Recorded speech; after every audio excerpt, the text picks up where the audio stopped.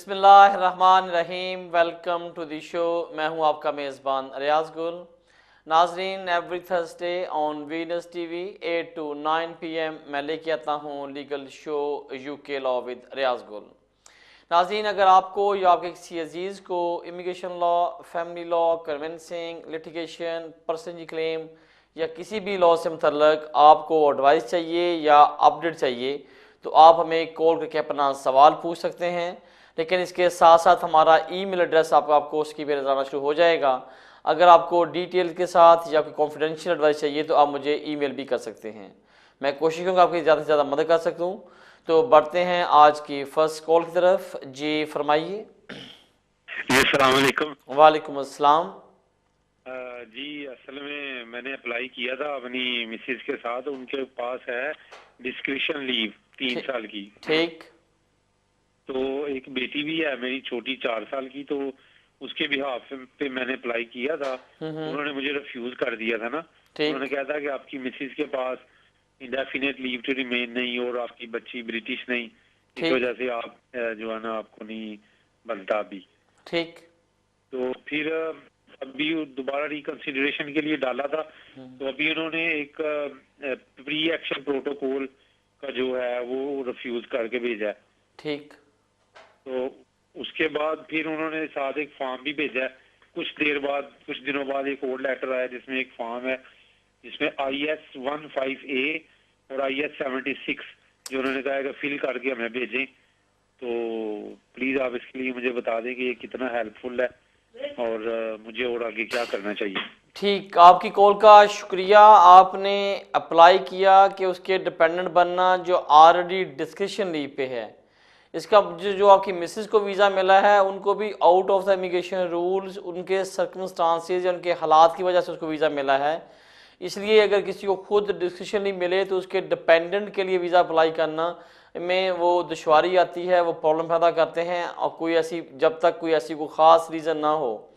लेकिन क्योंकि वो उनकी बात ठीक है, आपकी वाइफ के पास भी और आप उनकी बच्ची के पास भी, दोनों के पास कोई यहाँ पे इंडेफिनेट या ब्रिटिश नेशनलिटी या कोई सेटलमेंट वीज़ा नहीं है, तो इसलिए वो आपको कंसिडर नहीं किया।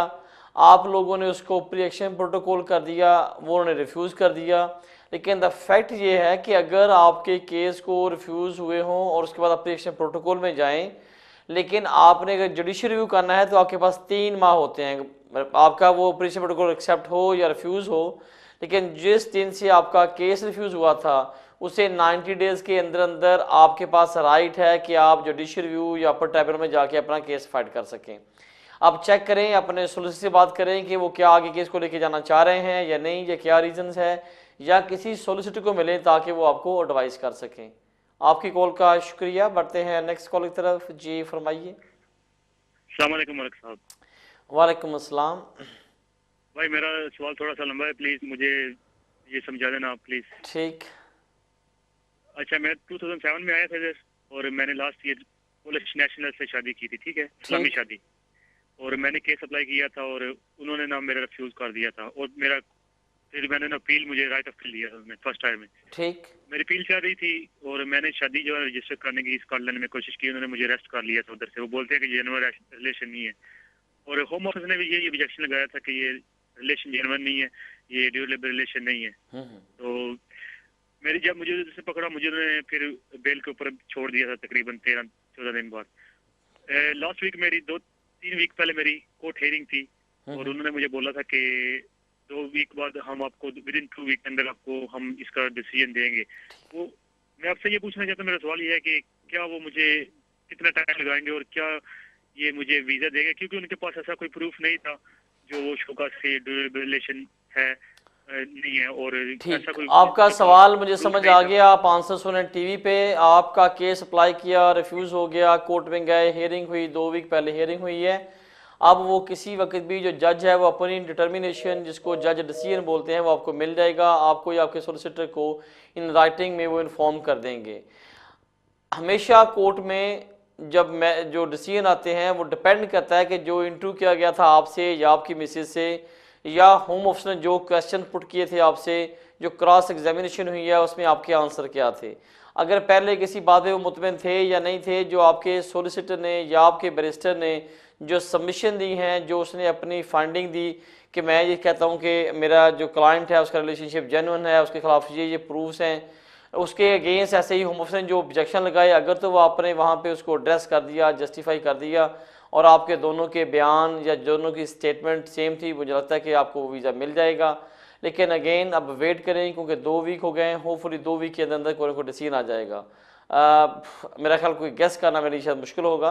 वेट करें, आपको या आपके सोलिसिटर को जो कोर्ट हैं वो आपको इन्फॉर्म कर देंगे। आपकी कॉल का शुक्रिया। बढ़ते हैं नेक्स्ट कॉल की तरफ। जी फरमाइए। Good evening sir.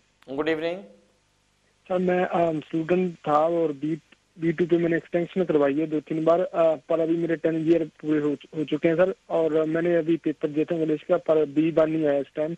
और मेरे को प्लीज बताइए कि ये B1 चलेगा 10 ईयर की जो लॉन्ग रेजिडेंसी पे ILR अप्लाई करना है, या मेरे को फिर दोबारा पेपर दूँ B2 ही देना पड़ेगा इसके लिए भी? ठीक। जो लाइफ इन यूके के जो इसके लिए इंडेफिनिट के लिए 2 रिक्वायरमेंट्स हैं कि आपने यूके से life in UK test pass करना है और उसके साथ साथ जो आपका इंग्लिश का सर्टिफिकेट है वो इक्विवेलेंट टू द B1 होना चाहिए। अगर आपने B1 पास कर लिया है और उस पर क्योंकि ई-सोल के B1 पे कोई एक्सपायरी डेट नहीं होती तो ये वैलिड होगा आपकी एप्लीकेशन के लिए। लेकिन अगर आपने कोई यूके से 3 साल की डिग्री या मास्टर कर लिया है तो वो भी फिर आपको शायद ये जो भी सर्टिफिकेट्स हैं ये एग्जेम्प्ट हैं। ये डिपेंड करता है कि आपकी कौन सी कैटेगरी, कौन से डॉक्यूमेंट्स आप साथ अटैच कर सकते हैं। आपकी कॉल का शुक्रिया। बढ़ते हैं नेक्स्ट कॉल की तरफ। जी फरमाइए। अस्सलाम वालेकुम। वालेकुम अस्सलाम।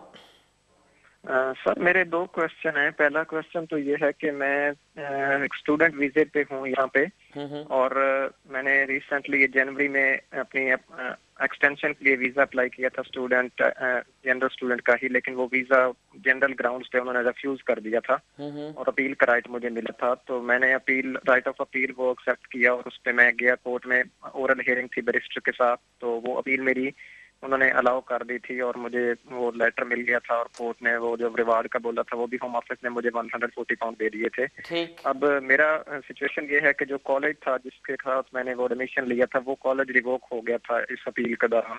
ठीक। अब नेक्स्ट मुझे क्या करना है, या होम ऑफिस का किस तरह मुझे वो लेटर आएगा या मुझे खुद उनसे कांटेक्ट करना है? ये हियरिंग से पहले आपका कॉलेज था या रिवोक हो गया था? नहीं, उस वक्त ये सस्पेंड था जब मेरी हियरिंग हुई है, लेकिन हियरिंग के बाद कुछ दिनों के बाद जब मुझे लेटर मिल गया तो उस वक्त वो कम्प्लीटली रिवोक हो गया। ठीक। आपके पास बिल्कुल राइट है कि आप अपने जो होम ऑफिसर को लेटर लिखें कि ये मेरा केस था, एप्लीकेशन डाली, रिफ्यूज़ हो गई, कोर्ट में गए, कोर्ट ने जो अपील है मेरी फेवर में अलाउ कर दी, लेकिन अनफॉर्चुनेटली अब मेरा कॉलेज रिवोक हो गया। Could you please issue me the 60 days notice? क्योंकि 60 डेज़ नोटिस इसलिए रिक्वायर्ड है कि जब वो होगा तो तभी आपको कोई कॉलेज यूनिवर्सिटी आपको कैश लेटर इशू करेगी। तो आप उनको लेटर लिख सकते हैं, बजाय इसके कि आप इसकी जो डिटर्मिनेशन है या वीज़े का वेट करें। वीज़ा तो फिर अगर वीज़ा लगाना होगा तो 2 चॉइसेस हैं, या तो आप होम ऑफिस को लेटर लिखें कि प्लीज़ हमें सिटीजन नोटिस दें ताकि मैं अपना कैश लेटर अरेंज कर सकूँ, या फिर आप होम ऑफिस को लेटर लिखें कि मेरी अपील अलाउ हो चुकी है लेकिन मैं उस वक्त तक कोई कैश लेटर या कोई कॉलेज मुझे ऑफर लेटर नहीं दे सकता जब तक आप मुझसे रिक्वायर नहीं करते। अगर इन दोनों सूरतों में वो खुद आपसे मांगें कि प्लीज़ हमें अपना न्यू कैश लेटर दो, हम आपको वीज़ा लगा दें, या 60 डेज़ का नोटिस मिले, इन दोनों सूरतों में आप अपनी जो Tier 4 है उसको रेगुलेट कर सकते हैं। आपकी कॉल का शुक्रिया। बढ़ते हैं नेक्स्ट कॉल की तरफ। जी फरमाइए। हेलो। हेलो। हेलो जी फरमाइए। हेलो जी, मेरे एक सवाल है आपसे। जी ऊंची बोले, थोड़ा सा आवाज़ कम आ रही है आपकी। जी हेलो जी, हाय। एक्चुअली मेरे पास आपके लिए एक सवाल है। जी फरमाइए। एक्चुअली मैं और मेरे हस्बैंड ने हमने पहले as a unmarried partner case लाया था। ठीक। उसके पास इधर कोई स्टेटस नहीं है। ठीक। और फिर उन्होंने 1 साल बाद उन्होंने रिफ्यूज कर दिया। हमने राइट ऑफ अपील मांगी। ठीक। अपील पर हमें लाइक हियरिंग डेट आई थी, हाँ। बट फिर उन्होंने 1 दिन पहले ही होम ऑफिस ने विड्रॉ कर लिया अपील। कह रहे हमें डिसीजन पे री डिसाइड करना। हाँ। तो अभी 3 वीक हो गए, नियरली मंथ हो गया, अभी उनका कोई जवाब नहीं आया। ठीक। उन्होंने फिर फिंगरप्रिंट वगैरह मेरे हस्बैंड के भेजे है, जैसे चाहिए उनको। ठीक। बायोमेट्रिक, तो अभी कितना टाइम लगेगा इसमें और क्या प्रोसीजर अब है? आप वेट करें क्योंकि 3 वीक काफ़ी शॉर्ट टाइम है। इस तरह के केसेस में तकरीबन 2 से 3 माह लग रहे हैं। अगर उन्हें कहा कि हम आपके केस को रिकन्सिडर करते हैं तो इसका मतलब यह है कि कुछ अच्छे साइन हैं।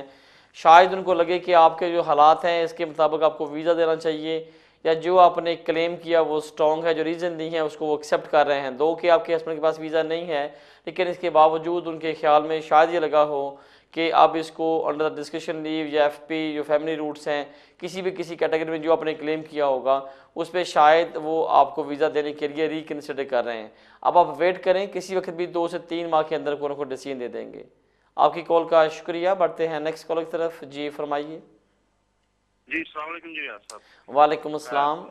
जी रियाज साहब, मेरा सवाल इस तरह है कि मेरी वाइफ ब्रिटिश है और मैं नेचुरलाइजेशन के लिए अप्लाई करना, सिटीजनशिप के लिए अप्लाई करना चाहता हूँ, और उसमें ये है कि 5 साल भी कर सकता हूँ उसकी सिटीजनशिप के लेटर पे जो मेरी वाइफ का उसके बिहाफ पे 3 ईयर पे भी कर सकता हूँ और 7 साल पे भी कर सकता हूँ। लेकिन 5 साल में ये है कि मैं तकरीबन 650 दिन, 700 दिन ऊपर रहा हूँ। 3 साल में अगर करूँ तो उसमें भी मैं तकरीबन 320 दिन यानी के रहा हूँ, उसमें भी मेरा ख्याल ज्यादा दिन बनते हैं क्योंकि वैसे 270 दिन चाहिए।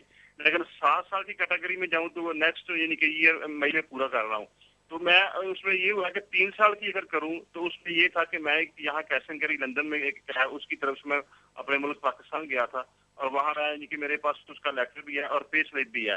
तो आप मुझे क्या गाइड करेंगे कि मुझे क्या 7 साल तक यानी कि वेट करना चाहिए नेक्स्ट ईयर मई में, या 3 साल की यानी कि बेस पे मुझे कर लेना चाहिए? मैंने 2-3 वकीलों से पूछा कि इनको पता नहीं, कुछ समझ नहीं आई। तो आप अप्लाई क्या करना चाह रहे हैं? सॉरी मैं समझा नहीं, आपने अप्लाई क्या करना है? जी मैंने सिटीजनशिप के लिए, नेचुरलाइजेशन के लिए। ठीक, राइट। जो 3 साल में उसमें क्या प्रॉब्लम आ रही है? जी 3 साल में प्रॉब्लम ये आ रही है कि मैं उसमें तकरीबन 47 डे मैं ऊपर हूँ।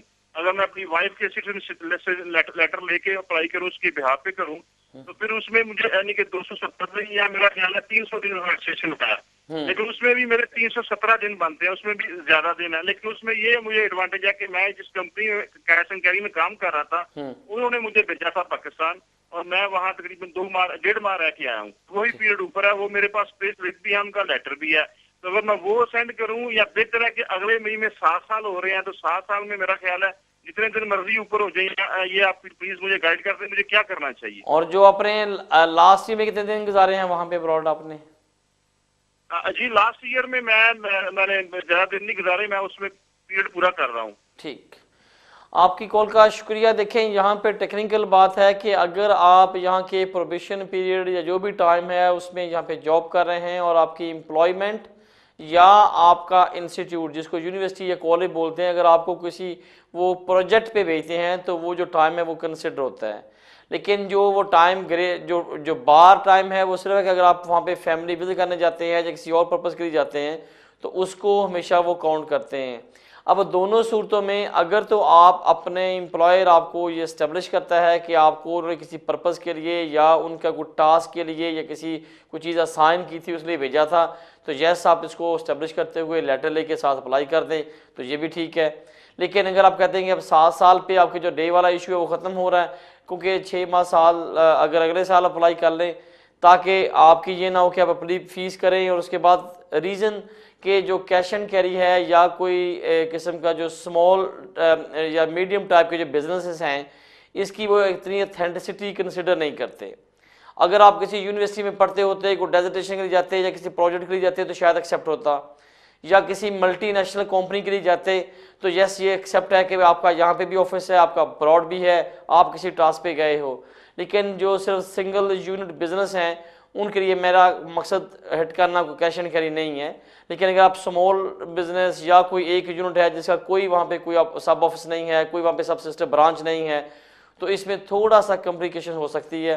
इसलिए सेफ साइड तो ये होगा कि अगर आप अगले साल अप्लाई करें ताकि आपकी जो फीस है वो ज़ाय ना हो।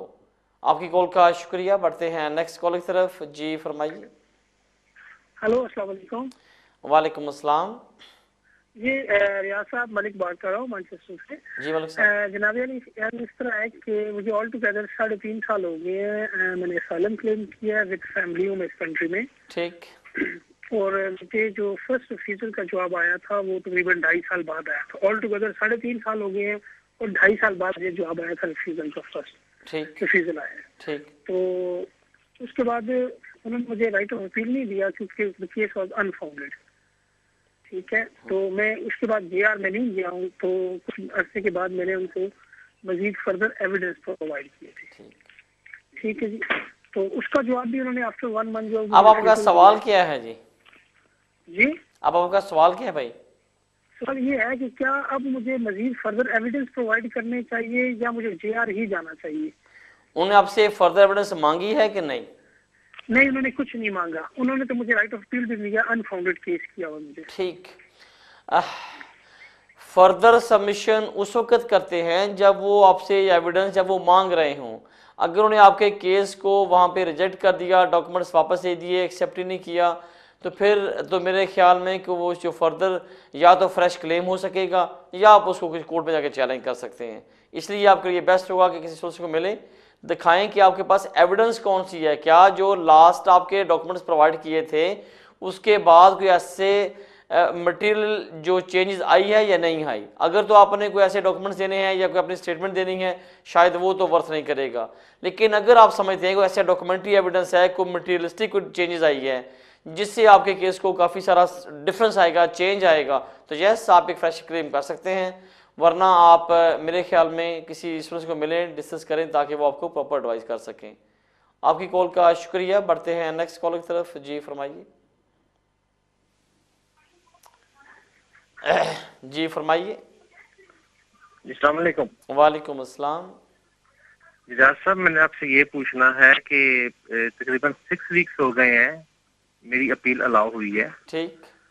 तो ये फिर अपर टायर ट्रिब्यूनल में गए, इनको वहाँ से होम ऑफिस को परमिशन नहीं मिली। ठीक।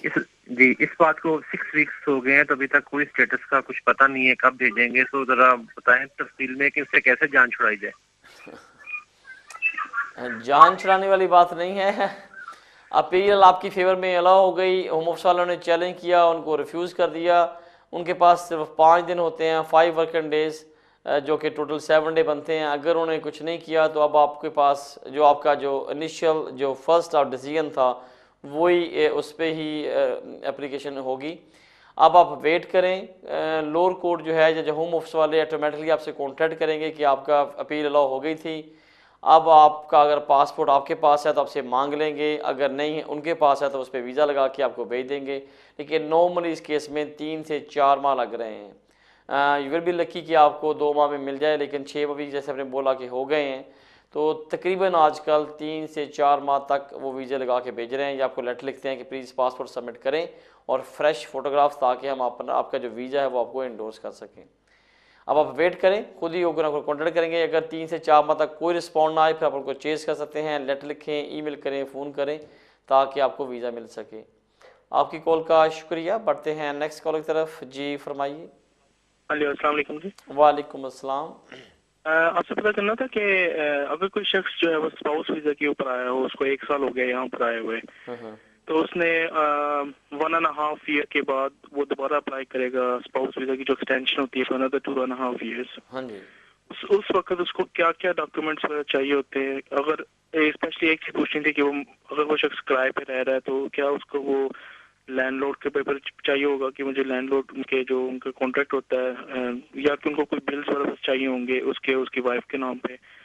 और दूसरा क्वेश्चन इसी के अंदर ये था कि अगर वो शख्स जो है वो कॉन्ट्रैक्ट के ऊपर काम कर रहा है कि उसने अपनी कंपनी खोली हुई है अपने नाम के ऊपर, वो अपनी वाइफ के नाम पे वो कंपनी खोली हुई है, और कॉन्ट्रैक्ट वाले जो है उसको कंपनी पे वो पे करते हैं, लेकिन एवरी मंथ वो अपने अकाउंट में अपनी वाइफ के अकाउंट में पैसे डाल रहा है, जो कि ईयरली जो है वो 18,600 बन जाते हैं। तो उसको वो अपनी कंपनी की पे स्लिप्स उसकी चल जाएंगी कि उसको भी शो करना होगा कि ये कंपनी मेरी है लेकिन मैं अपने आप को पे कर रहा हूँ इसमें से? तो उसके अगर प्लीज ब्रीफली आप बता देंगे एक्चुअल डॉक्यूमेंट्स क्या क्या चाहिए होंगे इस सिचुएशन के अंदर? 2 डॉक्यूमेंट्स चाहिए। नंबर 1 आपका रिलेशनशिप है। नंबर 2 आप 2 साल से, रिलेशनशिप का मतलब ये कि आप 2 साल से 2.5 साल से इकट्ठे रह रहे हैं, आपके नाम पे, आपकी मिसेस के नाम पे तमाम जो करस्पॉन्डेंस है ये उसका प्रूफ है। नंबर सेकंड, जो आपकी और आपके मिसेस की जो इनकम है वो जो इनकम थ्रेशोल्ड है 18,600 उसको मीट कर रही है। हाँ ऑफ कोर्स अगर आप कारोबार कर रहे हैं, कंपनी बनाई है, बिजनेस बाय किया है, बिल्कुल आप अपने कारोबार से अपनी वेजेस विड्रॉ कर सकते हैं। आपने कोई भी दुकान खोल लें, दुकान पे आप डायरेक्टर हैं, दोनों पार्टनर्स हैं और दोनों आप वहाँ से सैलरी ले रहे हैं, यस ये एक्सेप्टेबल है, टैक्स पे होना चाहिए और इस चीज़ साथ लगाएं आपको वीज़ा मिल जाएगा। आपकी कॉल का शुक्रिया। नाज़रीन टाइम का छोटी सी ब्रेक का, स्टे विद अस, मिलते हैं वक्फे के बाद।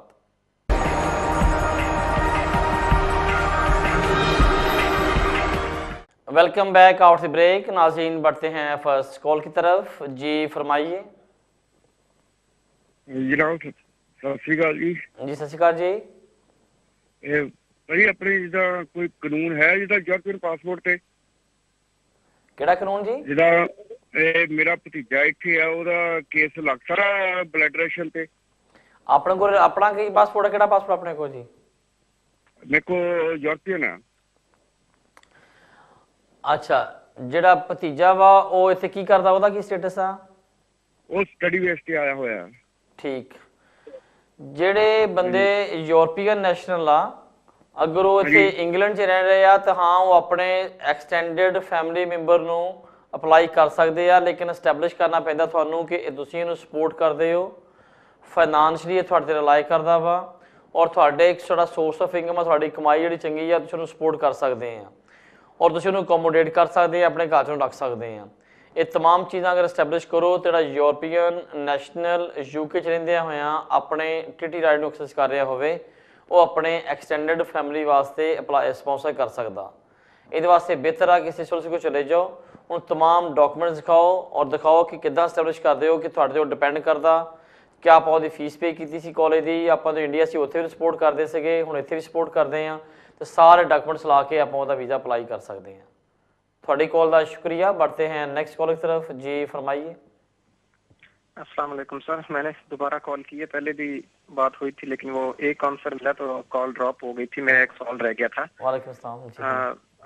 अपील मेरी अलाउ हुई थी, आपसे क्वेश्चन किया था कि अपील तो मेरी अलाउ हो गई लेकिन उसके बाद अभी वेटिंग पे हूँ, तो अगर मैं इस दौरान में मतलब मैंने यहाँ पे शादी कर ली है, लड़की है इंडेफिनेट उसके पास है, तो वो अगर मैं रजिस्ट्रेशन कर ली है शादी की बेस पे अगर सबमिट करना चाहूँ उसके लिए मुझे कौन सी एप्लीकेशन सबमिट करनी पड़ेगी और किस कंडीशन में कैसे कर सकता हूँ, होम ऑफिस से क्या कांटेक्ट करना पड़ेगा मुझे? ठीक है, वीज़ा अप्लाई किया, रिफ्यूज़ हो गया, अपील की भी अलाउ हो गई, ड्यूरिंग उसके आपने शादी कर ली, आपको ओके आपका जो क्लेम था वो एक्सेप्ट हो गया, आप इन कंट्री रहते हुए as a dependent of the British national जिसके पास इंडेफिनिट हो आप उसे कर सकते हैं। FLRM एप्लीकेशन फॉर्म होगा, उसकी जो भी फीस है अप्रूव्ड फॉर्म फिल करते हुए निकाह कर लिया, शादी कर ली और आपका इंग्लिश का सर्टिफिकेट किया आपने A1 पास कर लिया, ये तमाम चीज़ें लगा के आप अप्लाई करें, आपको यहाँ पे रहते हुए वीज़ा मिल जाएगा। आपकी कॉल का शुक्रिया। बढ़ते हैं नेक्स्ट कॉल की तरफ। जी फरमाइए। हेलो अस्सलाम वालेकुम। वालेकुम अस्सलाम। सर क्वेश्चन थोड़ा सा लंबा है तो इसकी फिर डिटेल सुन लीजिएगा, फिर मुझे इसका जवाब दीजिएगा। जी फरमाइए।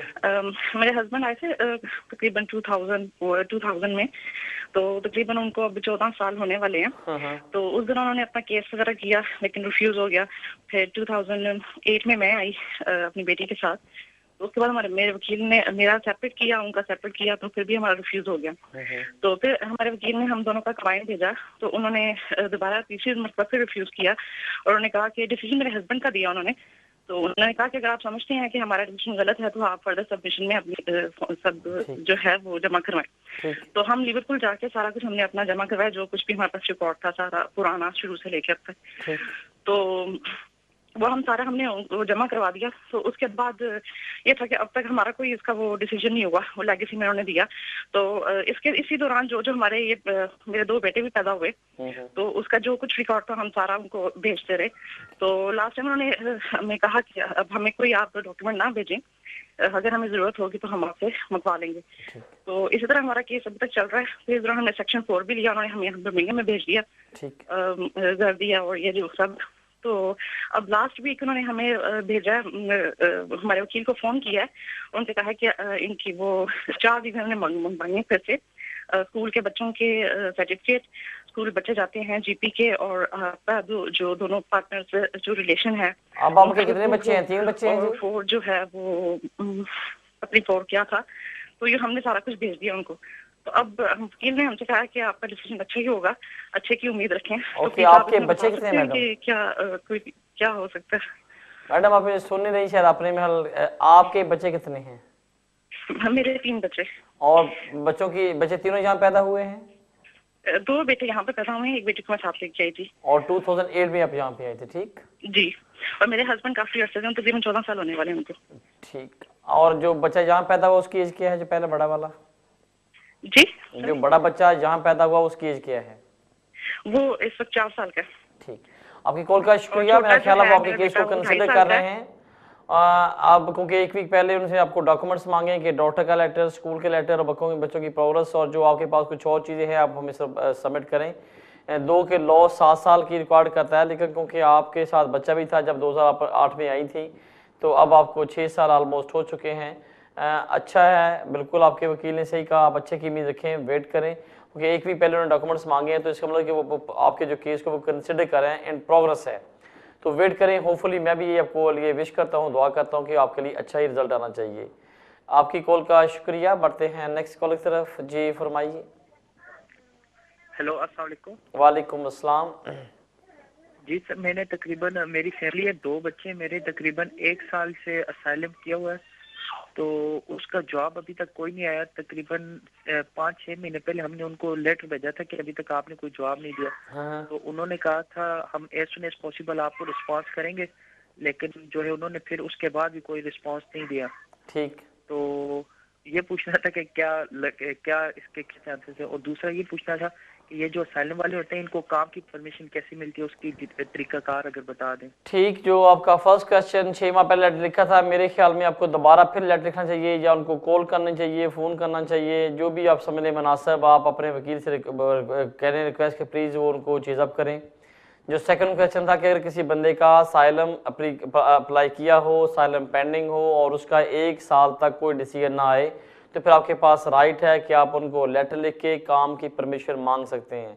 आप अपने वकील को कहें, बिल्कुल वो आपको इसके में आपकी सपोर्ट करेगा, ताकि आपका केस उनको बोलो कि चल रहा है, तब तक मुझे काम करने की इजाज़त दो, ताकि मैं अपने आप को यहाँ पे मेंटेन अकोमोडेट कर सकूँ।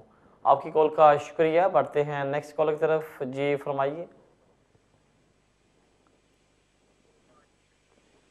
हेलो, अस्सलाम वालेकुम जी। वालेकुम अस्सलाम। एक्चुअली मेरी ना लास्ट ईयर मैरिज हुई थी। ठीक। तो वो जो मेरी वाइफ है वो इधर ब्रिटिश बोर्न है। हाँ। तो मैं इंडिया से आया था ना 2009 में स्टूडेंट के बिहाफ पे। ठीक। तो मेरा अभी स्टिल स्टूडेंट वीजा ही है। हाँ। तो मैं अभी अपनी फाइल लगाना चाहता हूँ लाइक स्पाउस वीजा के लिए। तो उसके लिए क्या क्या रिक्वायरमेंट्स है, और सेकंड थिंग क्या मुझे कॉलेज से कोई लेटर वगैरह लेना पड़ेगा? ठीक, अगर आप कॉलेज में जा रहे हैं आज के दिन, मुझे लगता है कि शायद आप कुछ करना चाह रहे थे। जो रिक्वायरमेंट्स हैं, अगर आपकी यहाँ पे शादी रजिस्टर हो गई है तो आपको मैरिज सर्टिफिकेट, उसकी पिक्चर्स, आप रह रहे हैं, आपके पास अकोमोडेशन, और उसके अलावा आप क्योंकि डिपेंडेंट वीज़ा अप्लाई करने जा रहे हो, आपने इंग्लिश सर्टिफिकेट साथ अटैच करना है, जो कि आज के रिक्वायरमेंट A1 है। ये चीज़ें लगा के आप अप्लाई यहाँ से कर सकते हो, क्योंकि स्टूडेंट हो, यहाँ पे वैलिड आपकी लीव है, कॉलेज जाते हो, कॉलेज से लेटर ले लो कि मैं यहाँ पढ़ता हूँ, फुल टाइम स्टूडेंट हूँ, और उसके साथ अपनी एप्लीकेशन के पास दोनों ऑप्शन हैं। आप सेम डे भी जा सकते हो और बाई पोस्ट भी कर सकते हो, इसलिए कोई ख़ास लेटर की जरूरत नहीं है। एज फार कॉलेज में जाते हैं वो कन्फर्म कर दें, is more than enough for your case. आपकी कॉल का शुक्रिया। बढ़ते हैं नेक्स्ट कॉल की तरफ। जी फरमाइए। Hello sir. हेलो, अस्सलाम वालेकुम। वालेकुम अस्सलाम। जी, मेरा क्वेश्चन ये है कि मैंने इस साल 2014 में फरवरी में इंडेफिनेट एप्लीकेशन प्रोसेस की थी। ठीक। तो फिंगरप्रिंट्स भी फरवरी के तकरीबन एंड में हो गए थे। ठीक। तो उसके बाद अभी तक कोई रिस्पांस नहीं आ रहा, तो 2-3 दफा कॉल भी किया है उधर होम ऑफिस में, तो वो ये बोल रहे हैं कि कैरी ऑन वेटिंग, कि decision hasn't been made yet. और दूसरी बात ये थी कि उसके दौरान को 3 माह बाद मैंने अपनी जॉब भी चेंज करने की कोशिश की, तो मैंने रिजिग्नेशन वहाँ पे भी दे दिया था। तो अब मैं जॉब तो मेरी मिल जाएगी, लेकिन उनको मेरे फर्दर डॉक्यूमेंट रिक्वायर्ड हैं, जो पासपोर्ट वगैरह और स्टेटस की, बगैर तो जॉब मिलती नहीं।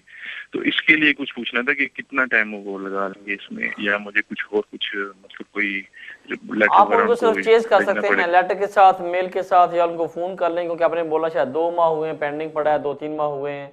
आजकल ये टाइम स्केल वाला काफ़ी इशू आ रहा है, काफ़ी सारे केसेस में जो कि बिल्कुल माइनर से स्ट्रेट फॉरवर्ड केसेस हैं उनको वो 6-6 माह लगा रहे हैं।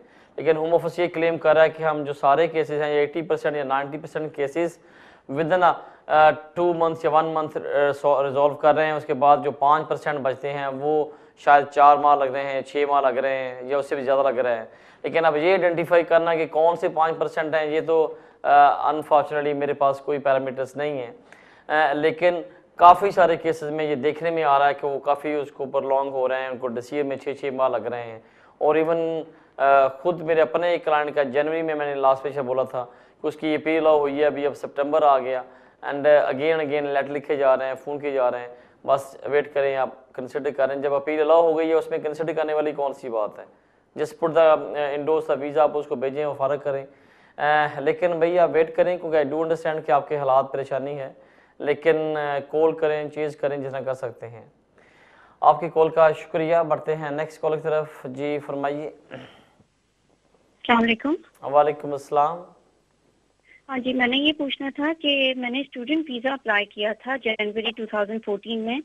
आज उसकी इंटरव्यू थी, जो कि वो वीज़ा उन्होंने रिफ्यूज़ कर दिया है, और उसका रीज़न उन्होंने टॉइक का बताया है कि आपका टॉइक जो है वो फेक है। ठीक। जबकि मैंने अपना टॉइक एग्जामिनेशन खुद ही दिया था। अब वो अवार्डिंग बॉडी जो है वो फेक थी, या जो भी इन लोगों का प्रोसेस था।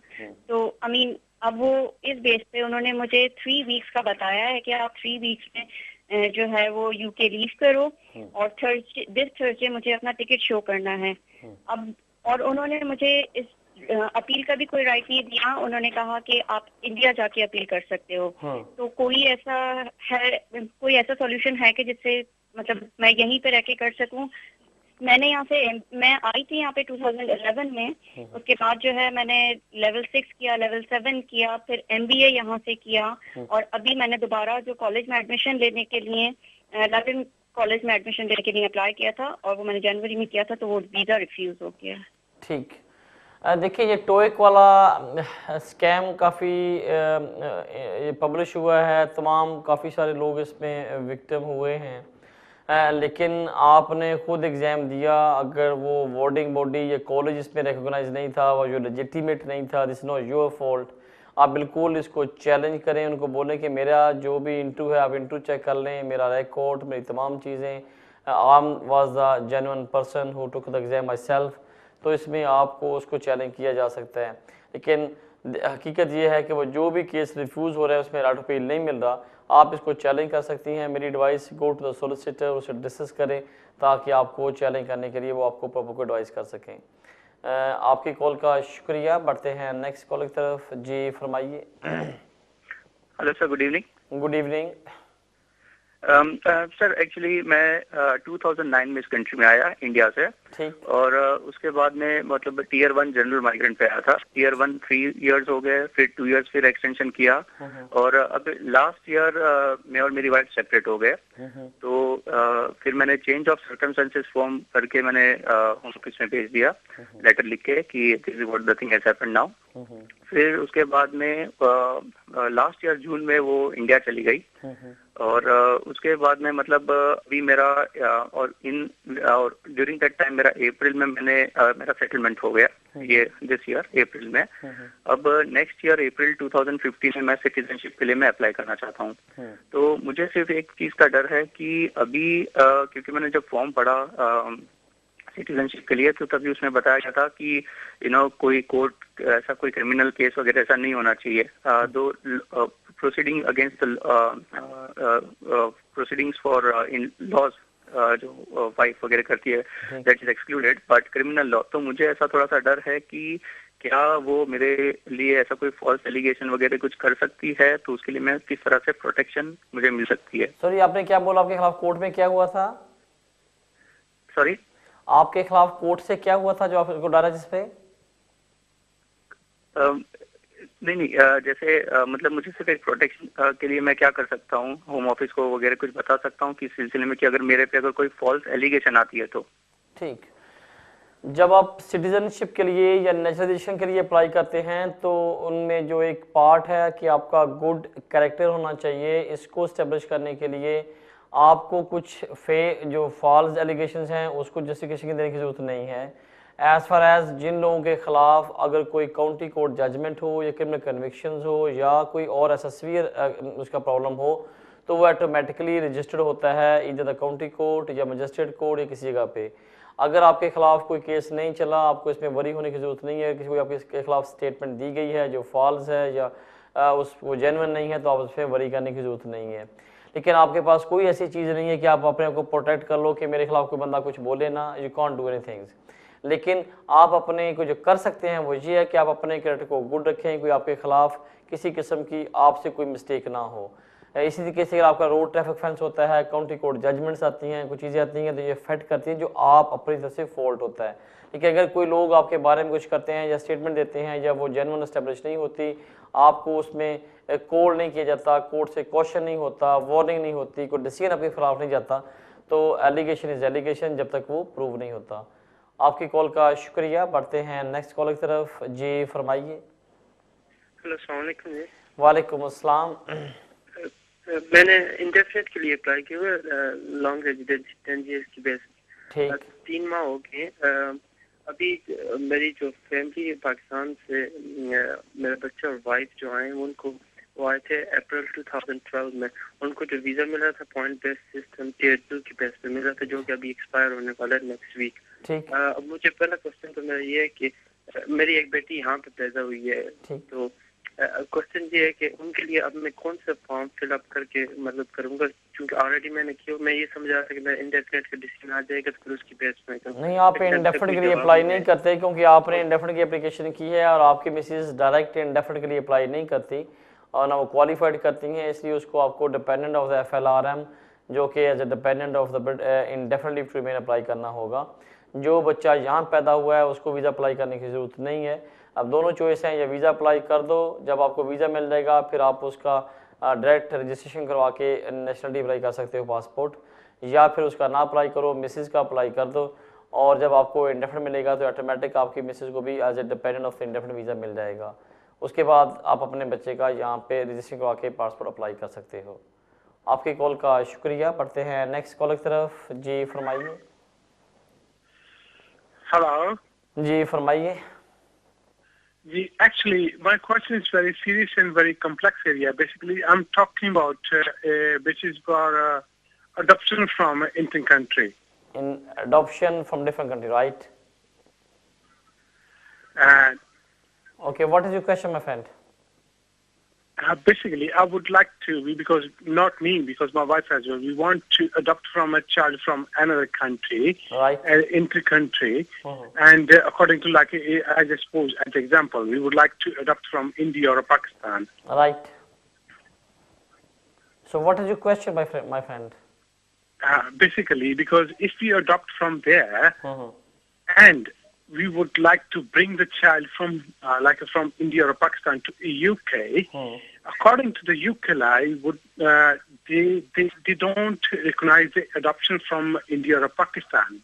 You have to be recognized from the UK agency first of all. Yep.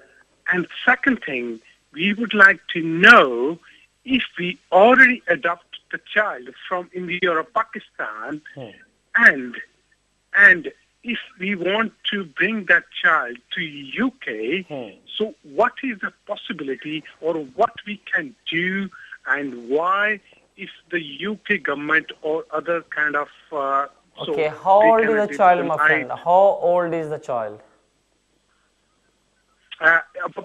Below the 3 years old. Right. There's a two-way for adoption and the child bring to come in the UK. There's a 2 different procedures. First of all, the basic condition is you need to get the permission from the local councils, which is called the social services. So until or unless the social services are agreed or are satisfied, yes, you and your wife are a position to maintain or to accommodate or to look after the child. Unfortunately, if anybody made the application, their chance is going to be refused. So always you need to deal the matter for the social services. They need to find out your health. They need to be examined, you and your wife together, and they're going to be examined you separately. They will check how the accommodation is going to be provided for the child. They also will check or examine for your maintenance and the source of income, how you can look after the child. This is the first part which you have to have a meet. If you not meet, then unfortunately, if you make the application on the basis of the adoption from the abroad, might possible they can refuse the applications. So once these agencies or the local authority, which is called the social services, once they agreed or they satisfied, and when they issue the certificates, on the base of this issued certificate, then you can make the applications from the abroad. My advice is go to the local social council, call them, ask them, we want to be adoptions, this is the child details, and could you please advise us how we can start. Thanks for your call. बढ़ते हैं next call की तरफ। जी फरमाइए। अस्सलाम वालेकुम। जी फरमाइए। तो मेरा एक क्वेश्चन है आपसे, वो ये कि मैंने अपनी फाइल सबमिट कराई थी, उसके बाद मैं अपने फाइल सबमिट करा दी थी विदाउट इंग्लिश पे। इंग्लिश का मैं वेट कर रहा था, तो इन द मीन टाइम मेरा जो इंग्लिश था वो सेंटर क्लोज हो गया। तो मैंने एक सॉलिसिटर के थ्रू होम ऑफिस से अपना पासपोर्ट की फोटोकॉपी और प्लस एक लेटर मंगवाया था जिसके लिए मुझे इंग्लिश देना था। तो आज जब मैं इंग्लिश देने गया हूँ उस लेटर के ऊपर, तो उन्होंने वो लेटर जो है रिफ्यूज कर दिया है होम ऑफिस का, और कहती हैं आप ओरिजिनल पासपोर्ट लेके आए। तो होम ऑफिस मुझे ओरिजिनल पासपोर्ट भेजेगा या नहीं भेजेगा, और मैं कैसे इंग्लिश टेस्ट दे सकता हूँ अब आगे, क्योंकि मेरे सॉलिसिटर कह रही है। ठीक, आपकी कॉल का शुक्रिया। नॉर्मली जो इस सर्कमस्टांसेस में जो होम ऑफिस है वो आपको पासपोर्ट नहीं भेजता, लेकिन अगर आप कॉल होम ऑफिस से 2 लेटर लिखवा लें कि नंबर 1 कि आपके पासपोर्ट की कॉपी सर्टिफाइड करके आपको भेज दें, और साथ ही साथ एक लेटर कि वो कंफर्म कर दें कि यस जो आपका ओरिजिनल पासपोर्ट है वो हमारे पास है, आपकी एप्लीकेशन पेंडिंग है, हमने होल्ड किया हुआ है, तो इन दोनों की बेस पे मुझे लगता है कि जो इंग्लिश सेंटर वाले हैं वो अपनी बात को एक्सेप्ट कर लेंगे, क्योंकि आपने सिर्फ उनको सर्टिफिकेशन कॉपी दी है, ये नहीं बताया कि आपका पासपोर्ट पास होल्ड है, उन्होंने रिटेन किया हुआ है और आपकी एप्लीकेशन पेंडिंग है। तो इस सूरतों में सिर्फ यही पॉसिबल हो सकता है कि होम ऑफिस वाले इस तरह का हालात हों, जबकि आपका वीज़ा एक्सपायर हो जाए तो फिर पासपोर्ट आपको वापस नहीं भेजते। आपकी कॉल का शुक्रिया। नाज़रीन, हमारा ईमेल एड्रेस आपको स्क्रीन पे नज़र आ रहा है। अगर किसी को कॉन्फिडेंशियल डिटेल एडवाइस चाहिए तो आप मुझे ईमेल कर सकते हैं, क्योंकि हमारा और आपका टाइम ख़त्म हुआ। जिन्होंने हमारे प्रोग्राम में कॉल किया सराहा, उनका शुक्रिया। जिनकी हम कॉल नहीं ले सके उनसे मुलाकात होगी नेक्स्ट थर्सडे 8 to 9 PM। तब तक मुझे इजाज़त दीजिए। अल्लाह हाफिज़।